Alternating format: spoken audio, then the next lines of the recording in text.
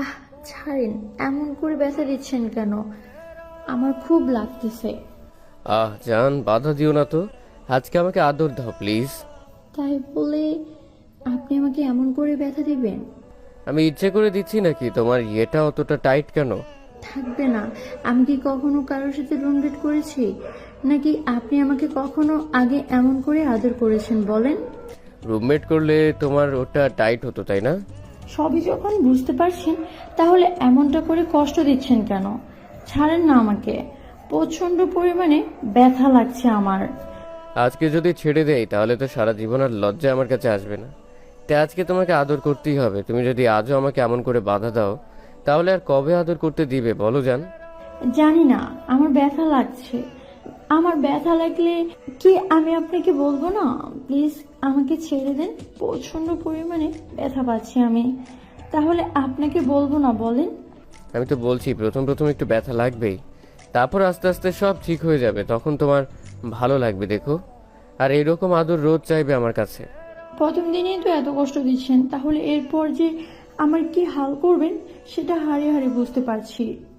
আরে বাবা, কিছুই হবে না আমি থাকতে। তুমি এত চিন্তা করো কেন? জান, আমি তোমার ব্যথাটা দূর করে দিব।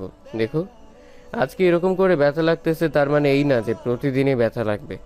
দেখো, একটু পরে সবটাই ঠিক হয়ে যাবে। সেই প্রথম থেকে বলতেছো সব ঠিক হয়ে যাবে, কিন্তু কিছুই ঠিক হচ্ছে না, উল্টো আরো বেশি ব্যথা লাগছে। তুমি কি বুঝতে পারছো না কেন আমাকে এমন করে কষ্ট দিচ্ছ? তোমার কি আমাকে কষ্ট দিতে খুব বেশি ভালো লাগে বলো? জান, আমি কি ইচ্ছে করে কষ্ট দিচ্ছি নাকি? তোমাকে বলছি একটু ধৈর্য ধরো। একটু আমাকে বুকের সাথে শক্ত করে জড়িয়ে ধরে রাখো।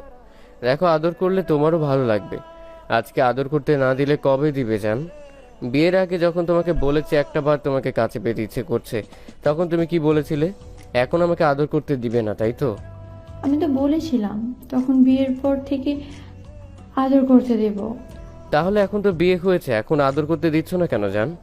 আমার ব্যথা লাগছে, আমি সেটা বলবো না বলো? আমি তো তোমাকে আদর করতে দিচ্ছি, কিন্তু বলেছিলাম এমন করে ব্যথা দিও না, আমি কষ্টটা বেশি সহ্য করতে পারি না। আর তুমি সেটাই আমাকে বারবার দিচ্ছ, তাহলে কি আমি সেটা তোমাকে বলবো না? অবশ্যই বলবে। আর আমি তো বলছি যে একটু অপেক্ষা করো, ঠিক হয়ে যাবে। তারপরও তুমি কেন আমাকে বাধা দিচ্ছ? তোমাকে আর কতবার বোঝাতে হবে প্রথমবার আদর করলে একটু ব্যথা লাগে? এই ব্যথাটা একটু সহ্য করে দিতে হয়। তুমি সেটা না করে বারবার আমাকে বারণ করছো আদর করতে। আচ্ছা, তুমি আমার থেকে দূরে গিয়ে ভালো থাকতে পারবে? আর আমি যদি তোমার উপর রাগ করে থাকি সেটা কি তোমার ভালো লাগবে বলো? সবসময় এসব কথা কেন বলো? আচ্ছা, তুমি কি আমাকে কষ্ট দেওয়ার জন্য বিয়ে করেছো বলো? তোমার কি আমাকে কষ্ট দিয়ে খুব বেশি ভালো লাগছে? আরে বাবা, না কেন? তোমাকে কষ্ট দেওয়ার জন্য বিয়ে করব? তুমি তো সবসময় আমার বুকে থাকবে জান, সবসময় তোমাকে এমন করে আদর দিব যেটা তোমারও ভালো লাগবে। তুমি নিজেও চাইবে যেন আমি তোমাকে আদর করি। তাহলে তুমি এসব বলছো কেন? আমার কি তোমার এসব কথা শুনে খারাপ লাগবে না বলো জান? প্লিজ এমন করে বলেও না। আচ্ছা, আমি কথা দিচ্ছি এরপর থেকে এমন করে ব্যথা দিব না, কেমন? আজকের দিনটা সহ্য করে নাও, দেখো কালকে থেকে তোমারও খুব বেশি ভালো লাগবে। আজকে যে হাল করছো তাতে কাল যে কি করবে সেটা ভাবতেই পারছি না। প্লিজ আমাকে একটু ছাড়ো, একটু রেস্ট নিতে দাও, তারপর আমি তোমার কাছে আসবো বলছি। সত্যি আপসে জান, তারপর তো আবার নতুন করে সবটা শুরু করতে হবে। তখন তো আমারও সময় নষ্ট হবে।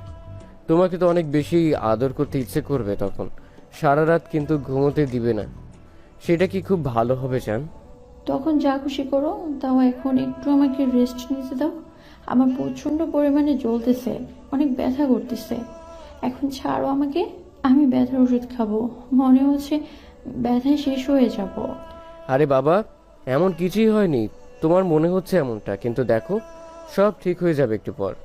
তারপর তোমারও ভালো লাগবে। তুমি কিন্তু ভুলেও আমার থেকে দূরে সরে থাকার চেষ্টা করবে না জান। তাহলে কিন্তু জোর করে তোমাকে আদর করবো, সেটা কি ভালো হবে বলো? রাফসান সাদিয়াকে ছেড়ে দিতে দিতে বলল কথাটা। সাদিয়া একটা রাগের দৃষ্টিতে ওর দিকে তাকিয়ে উঠে বসার চেষ্টা করলো। সাদিয়ার প্রচণ্ড পরিমাণে শরীরে জ্বালা পোড়া আর ব্যথা করছে। এই প্রথম কোনো পুরুষের স্পর্শ পেল। সাদিয়া একটা ভেঞ্চি কেটে রাগের দৃষ্টিতে ওর দিকে তাকিয়ে বলতে লাগলো, লুচু বেটা, আমাকে মারার ধান্দা করছো তাই না? তো আমার কাছে আর কে আসবে শুনি? তুমি আমাকে জোর করে আদর করবে তো? আমি এখনই বাসায় চলে যাব, দেখি তারপর তুমি আমাকে কি করে আদর করো। তুমি আমাকে ছেড়ে দূরে থাকতে পারবে জান? তুমি আমাকে ভালোবাসো বলেই তো বিয়ে করেছিলে। এখন যদি তুমি আমাকে আদর করতে না দাও, আর আমি যদি অন্য কোনো মেয়ের কাছে গিয়ে আদরটা নেই, তখন কি তোমার ভালো লাগবে বউ? তোমার যা খুশি করো, তারপরও আমাকে এমন করে আদর করতে পারবে না। আমার কষ্ট হয় না বুঝি? আমার কষ্ট হলে আমি তোমাকে সেটা বলবো না, নাকি তোমার খারাপ লাগে তুমি বলতে না? তোমাকে তো বললাম আস্তে আস্তে আর খারাপ লাগবে না।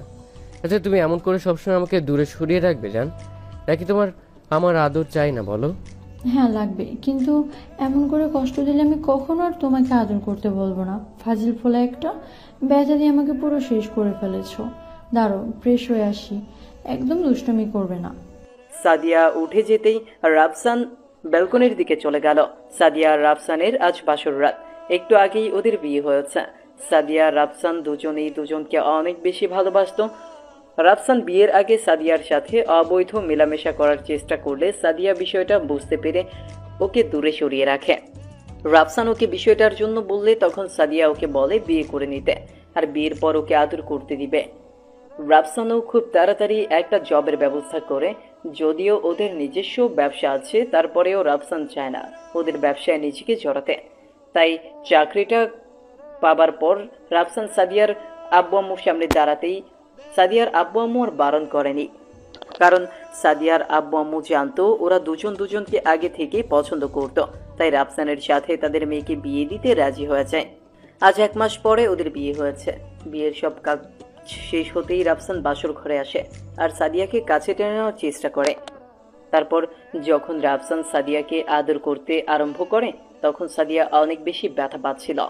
তারপর ওদের মাঝে কি কথা হলো সেটা তো আপনারা জানতেই পারলেন। তো সাদিয়া ফ্রেশ হয়ে এসে দেখে রাফসান ব্যালকনিতে দাঁড়িয়ে আছে। সাদিয়ার অনেক খারাপ লাগছিল, তাই বেশ কিছুক্ষণ রেস্ট নিতেই সব ঠিক হয়ে গেল। তারপর সাদিয়ার মনে হলো আজকে ওদের বাসর রাত, আর ও এরকম করে সময় নষ্ট করছে। রাফসান হয়তো তখনকার কথাতে কষ্ট পেয়েছে। তখন সাদিয়া গিয়ে ব্যালকনিতে দাঁড়ালো।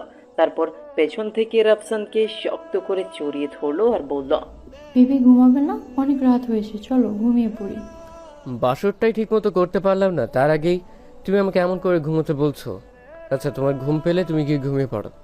তুমি কি ভেবেছো তোমাকে ছেড়ে আমি ঘুমাবো? কখনোই না। তুমি না গেলে আমি কি করে ঘুমাবো বলো শোনা? আমার তো তাড়াতাড়ি ঘুম আসবে না, তুমি গিয়ে ঘুমিয়ে পড়ো। বুঝতে পেরেছি, তখনকার কথার জন্য আমার বেবিটা প্রচন্ড পরিমাণে রাগ করেছে, তাই না? কি করবো বলো, আমার তো প্রচন্ড পরিমাণে ব্যথা লাগছিল, এই জন্য তোমাকে এমন করে দূরে সরিয়ে দিলাম। প্লিজ রাগ করে থেকো না শোনা। আরে বাবা না, আর তুমি কি ভাবছো আজকে আমাকে দূরে সরিয়ে দিলেই সবটা ঠিক হয়ে গেছে? কিচ্ছু ঠিক হয়নি, এরপরও তোমার ব্যথা লাগবে। আচ্ছা তাই, আচ্ছা ঠিক আছে বেবি, তুমি এখনই আবার আদর করবে, তাও এমনভাবে মন খারাপ করে থেকো না প্লিজ জান। কিন্তু তোমার তো ব্যথা লাগবে, যেটা তুমি সহ্য করতে পারো না। লাগলে লাগবে, সেটা তো তুমিই দিবে। এখন চলো, আমাকে কোলে নিয়ে চলো। রাফসান কোনো কথা বলছে না, তাই সাদিয়া রাফসানের মুখটা নিজের ঘুরিয়ে রাফসানের ঠোঁট জোড়ায় ঠোঁট লাগিয়ে দিল। প্রথমে রাফসান রেসপন্স না করলেও সাদিয়া নিচে রাফসানের হাতগুলো নিয়ে কোমরে রাখল। তারপরেও যখন রাফসান কোনো সাড়া দিচ্ছিল না, তখন সাদিয়া রাফসানের ঠোঁট জোড়া ছেড়ে দিয়ে রাগী দৃষ্টিতে ওর দিকে তাকিয়ে রইল। তারপর হুট করেই সাদিয়া বুকের উপর থেকে শাড়ির আঁচলটা ফেলে দিয়ে রাফসানকে বুকের মাঝে শক্ত করে আঁকড়ে ধরল। রাফসানের গরম নিঃশ্বাস সাদিয়ার বুকে পড়তেই ও আরো ব্যাপরোয়া হয়ে উঠল আর রাফসানের চুলগুলো শক্ত করে খামচে ধরল। সাদিয়ার বুকটা ঘন ঘন উঠানামা করছে, আর সেটা কিসের জন্য রাফসানের বুঝতে আর বাকি রইল না। রাফসান একটা মুচকি হাসি দিয়ে সাদিয়ার বুকের ওপরে কিস করল। সাথে সাথে সাদিয়া চোখ মুখ বন্ধ করে নিল আর রাফসানকে বলতে লাগলো, আদর দিবা কিনা বলো, নাকি আমি এখন কান্না করব? এমন করে দুষ্টুমি না করে আদর করলেই তো পারো। সাদিয়ার কথা শুনে রাফসান একটা মুচকি হাসি দিয়ে ওকে কোলে উঠিয়ে নিল। তারপর বিছানার দিকে যেতে লাগলো। এরপর কি হতে পারে সেটা না হয় ইতিহাস পড়েই জেনে নিন। তো ভালো থাক ভালোবাসা।